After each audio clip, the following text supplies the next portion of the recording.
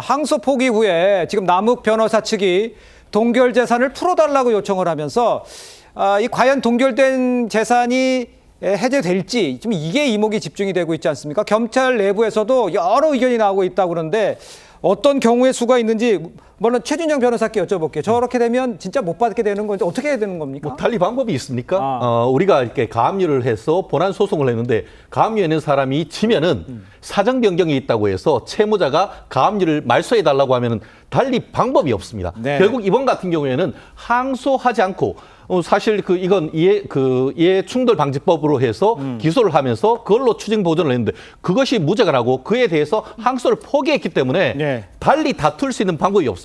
결국 지금 김만배를 비롯한 일당들 같은 경우에는 1심에 비해서 사정 변경이 있다. 그렇기 때문에 말소해달라고 하면은 어떻게 하죠? 결국은 가만히 있으면은 뭐라고 합니까? 이제는 적반하장.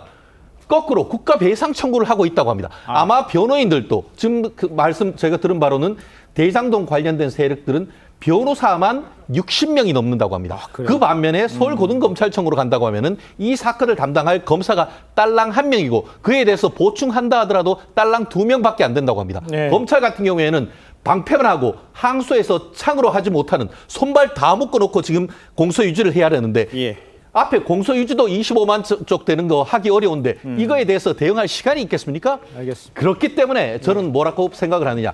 2018년 이 무렵에 있었던 대장동 사건을 제1차 배임 사건이라고 하고 이번에 항소 포기한 것을 제2차 대장동 배임 사건이라고 하기 때문에 이 2차 배임에 대해서 누군가는 분명히 책임져야 된다고 봅니다. 알겠습니다. 배임이기 때문에 책임을 져야 한다는 이야기까지 덧붙여 주셨는데 요거 하나를 여쭤봐야 될 것 같아요. 이런 상황인데 저희가 이제 걱정했던 게 이 사람들이 이제 도로 돈을 가져가려는 상황이 벌어지지 않냐 이거지 않았습니까? 남욱 변호사가요. 구로세무서에 압류적인 이 강남 땅을 최근 500억 원의 매물로 내놓은 사실이 확인이 됐습니다. 그러니까 어떤 의도가 있다고 봐야 되는지 또 매각되면 큰 수익을 보게 되는 거 아닌지 양태정 변호사 이 부분은 어떻게 보세요?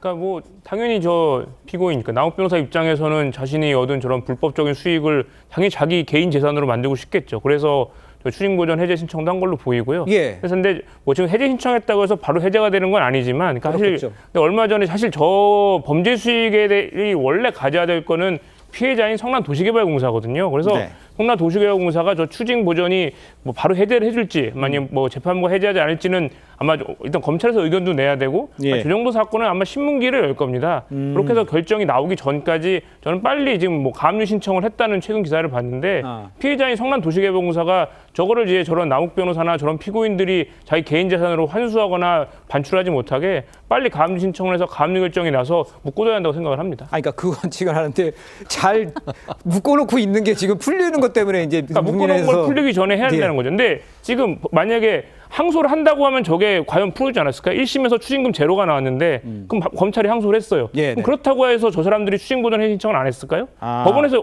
이미 1심에서 우리 추징금 부분은 제로다. 근데 왜 계속 묶어놓냐? 무죄추정 원칙 주장하면서 하면은 재판부에서는 마찬가지로 판단할 수 있을 겁니다. 왜냐하면 1심에서 무슨 추징금이 어느 정도 인정이 됐는데 그거를 우리가 안 받겠다 검찰이 포기한 게 아니지 않습니까? 1심 법원에서 이미 판결로 추징금 제로를 해본 상황인데 항소를 했다고 해서 법원이 무조건 안 풀어줄까요? 그렇기 때문에 항소 포기로 인해서 이 추징금을 다 저 범죄자들이 가져가도록 허락했다라고 하는 거는 저는 정말 그거야말로 모순인 거죠. 그렇지 않습니다. 그에 대해서는 제가 법리적으로 간단히 말씀드리겠습니다.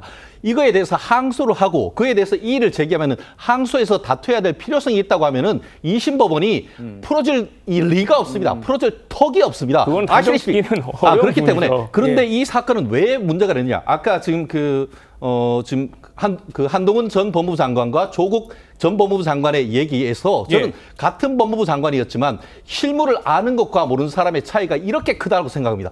말씀드린 것처럼 조국 전 장관 같은 경우에는 이거 몰수 추징 못할 때만 뭐 한다고 하는데 아시다시피 뇌물죄와 같은 경우에는 국가가 추징한 다음에 몰수를 하기 때문에 할 필요가 없습니다. 하지만 이번 사건은 피해자가 국가 내지 지방자치단체입니다. 뭐냐? 그러면은 국가가 추징 보전한 다음에 나중에 승소해서 그것을 환부 피해자한테 돌려주기 위해서 몰수 추징을 해서 잡아놔야 되는 겁니다.